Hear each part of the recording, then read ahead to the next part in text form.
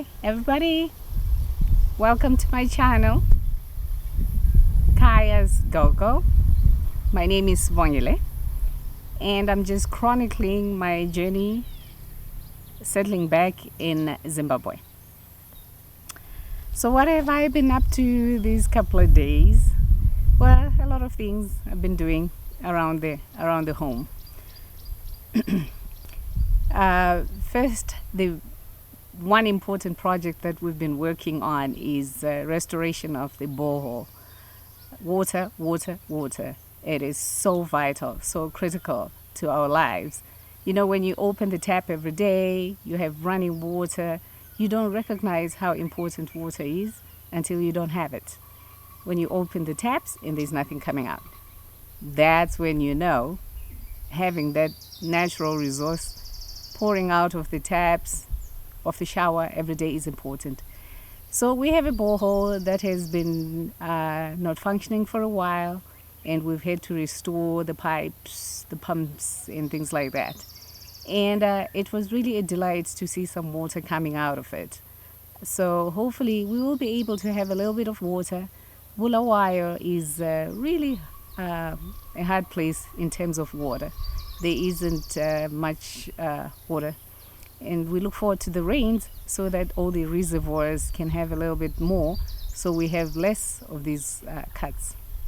I've also been working on cleaning up the front of the house. There was a tree stump that was from many years ago. I don't know when the tree died. So it's been up in the front, and we dug it out, took all that good composted soil already, and have been working at the compost, getting all that soil to utilize. I've also been busy prepping the front and other areas around the homestead to prepare places where we're going to plant our fruit trees. So we've been digging up holes, finding all the good composted soil around the property, so we can put down into these holes that we have dug in preparation for us planting some trees. So that's been a great project, real fun. So it's also been fun just watching our little puppies grow. We got them when they were just about 3 months. Now they're 4 months and they are growing. Seeing them just play around the yard. This little one was playing with the chongololo, the millipede, and it was so much fun to see the interaction. So it's been a lot of fun watching that. And we've also had so much fun having family, in this pandemic time where visiting with family is very restricted. It's been fun to have my cousin and his family come around, and we had a barbecue. Here we call it braai. So now that I've given you a little glimpse of what we are up to and how life has been, we've been here a month, and it's been good. I honestly am happy, but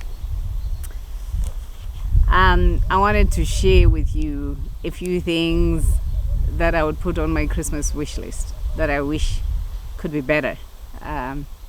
It's not easy being in Zimbabwe, trust me. It's a little bit windy, so please bear with me.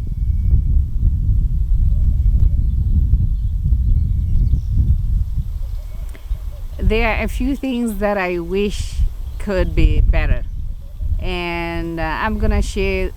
These are my feelings. This is my outlook on what's going on with my life. It's not a generalization on what things are in Zimbabwe, although I can honestly say things are not as easy as it has been for us living abroad. What are some of the things that I consider to be a little bit that I consider to be a downside and negative experience for me? there's always good things and bad things about any place that you go to. And I can honestly assure you, it's not all rosy here in Zimbabwe. We love being here, no regrets having left North America. But there are some things that are really tough. And what are those things? Well, the first thing I am going to tell you that I honestly wish could be better is ZESA. For those of you who know about Zimbabwe, ZESA is electricity. We have gone for over a week. No, this is day 7 with no power. No power. Some thieves just got onto the back of our properties and cut off power lines. They get the copper, I understand, and they sell it. So that has left us with no power. And the supply authority that takes care of that does not have the extra power lines to come and join those that were broken. So we have no power. It's rough. But on the other hand, it teaches one to be more resourceful and also to consider what is important in one's life. We definitely have been doing without electricity, surviving quite well. You have to consider other sources of power when you are coming to Zimbabwe.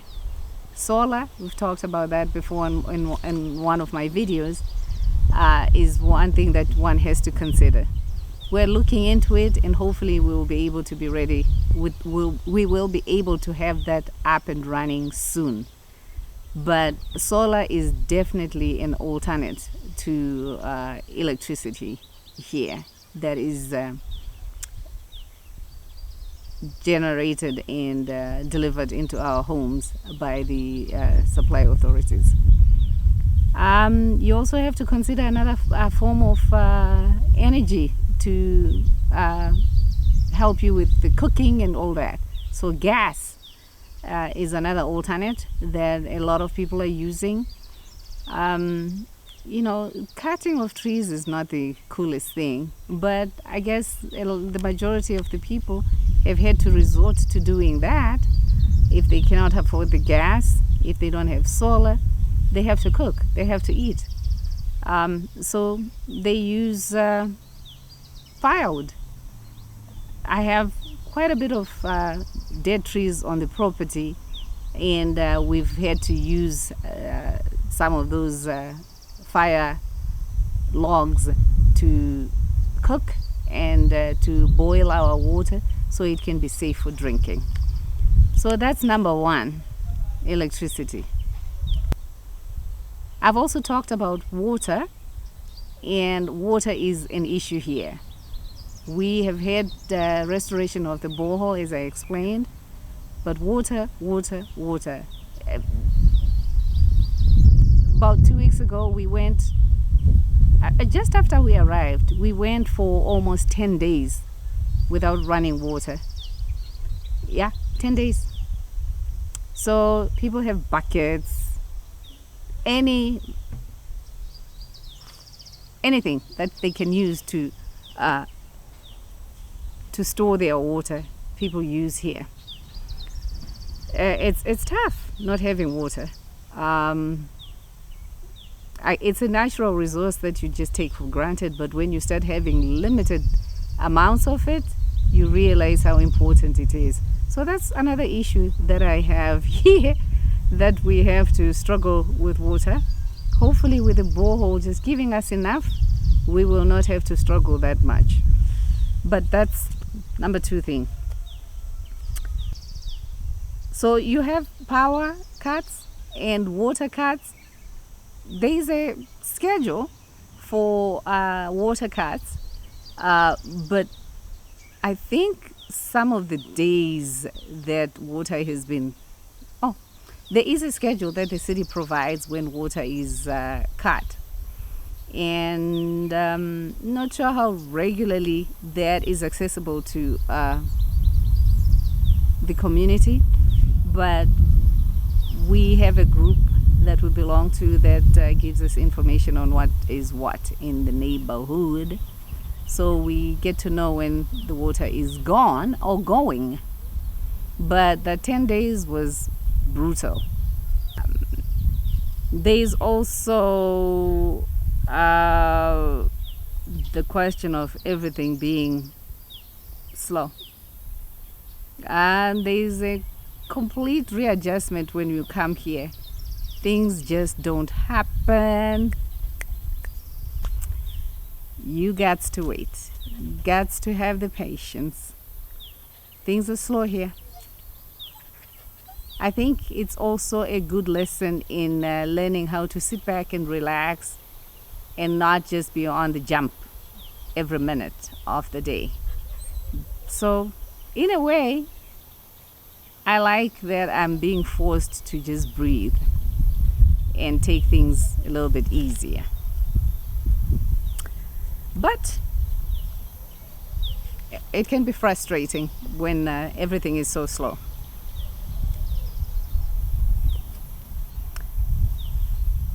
Another thing that has been bothering me is you obviously see or sense that there are people who have and people who do not have.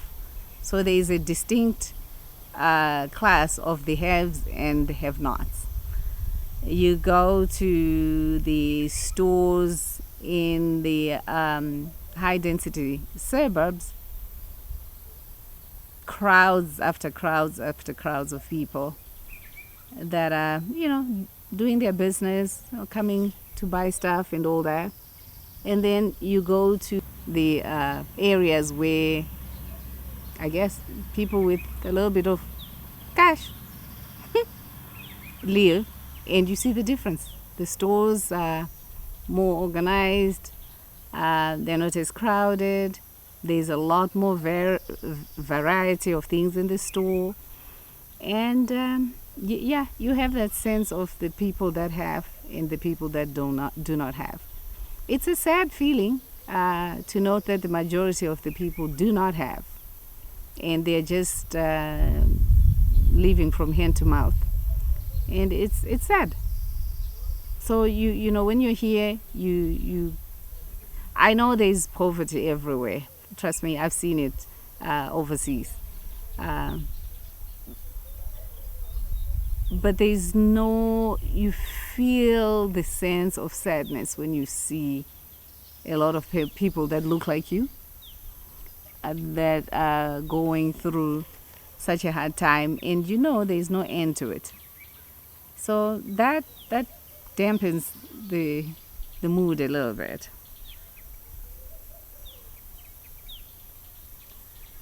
Wi-Fi. My videos have been a little bit slower in getting done. There's no power. Wi-Fi is tough. Everything is slow. So I'm going to try as much as I can whenever I have an opportunity to get my phone charged, my batteries on my camera charged, my computer, to do as much as I can. But this is beyond my control, and I will try and continue to share as much as I can when I can. But Wi-Fi here is just a nightmare. Hopefully with time I will understand how the system runs and have a better grip of how to handle it. But right now, I've also been noticing a lot of trash just not being picked up. I look forward to finding resources where recycling is done. There's a lot of recyclable material that you just see thrown all over. I think that's one of the things that I would like to see the cities, the homes being able to handle. I'm sure there is good use of that recyclable material, and also it will help to keep the city clean. So that's another thing that I'm just seeing, I'm like, oh my God, can we not recycle?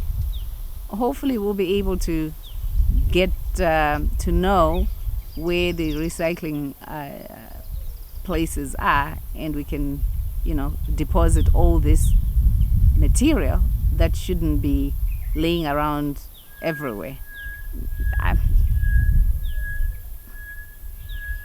I wish that could happen, and it definitely would make the city look nicer.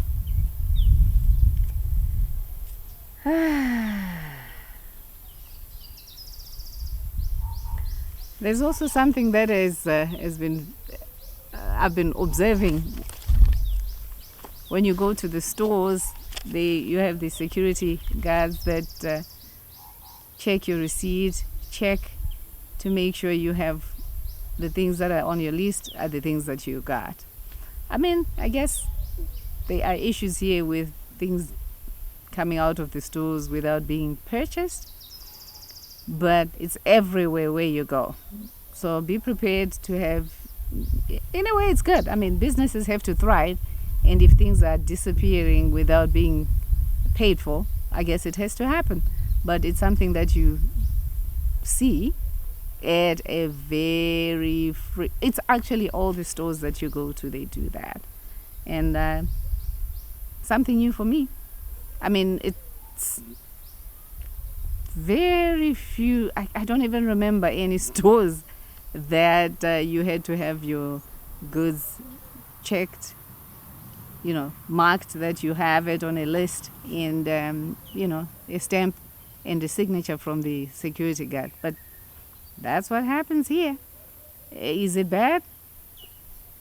It's a minor inconvenience, but it's something that one has to get used to.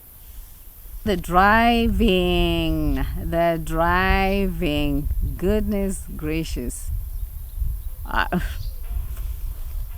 don't think there's that much traffic on the roads here. If people would be more courteous, more tolerant, and share the road, it wouldn't be as chaotic. I know there are some countries in cities that are worse. I know I've seen or heard about how Lagos is chaotic as well. You would hope that we don't get to those levels, but the driving, the road sharing, it will take some getting used to. It's something that I've just been watching and saying to myself, ooh, how am I going to cope? But I guess we'll just get used to it and drive. And for those of you who've been here, I don't think it's that bad in Bulawayo though, but it's something that takes a bit of getting used to. Traffic lights, they do work much more than what I've seen over the years. There's more traffic lights that work. I think they're using some solar, but you find some people do not even look at the stop sign. People start moving before the light turns green. I don't know how they know. Maybe they've timed it over the years, but I'll have to get used to that. And there's not too many roadblocks as I have encountered over the years here. It's, they're there, but the police are polite. I haven't had any major issues with that, but you definitely go on a road and have to stop at a few checkpoints where there is police. The experience hasn't been that bad, but it's something, you're used to driving on the freeway. You used to drive from San Diego to Los Angeles, and you just go on the freeway. But here, a drive from where I am, which is about 15 minutes out of the city, we've encountered one roadblock where the police were there and they stopped us. But it wasn't a bad experience. I'm just pointing out things that I'm seeing and I'm going through that you would encounter when you come here. And it's not to scare anybody that, you know, these roadblocks. I honestly believe that I honestly think that they are a lot different from a few years ago. So here is a little synapse of what has been going on with me, and I look forward to seeing you again on the next video. I have a video where I have conversation with a very interesting young man, and he talks about his organic orchard. Be sure to tune in, and I will share with you that video. For those of you who are in Matabeleland, hopefully you'll be able to visit this very nice orchard on his property and enjoy it. In the meantime, take care of each other and yourselves. Be kind, be gentle, and see you the next time. Bye for now.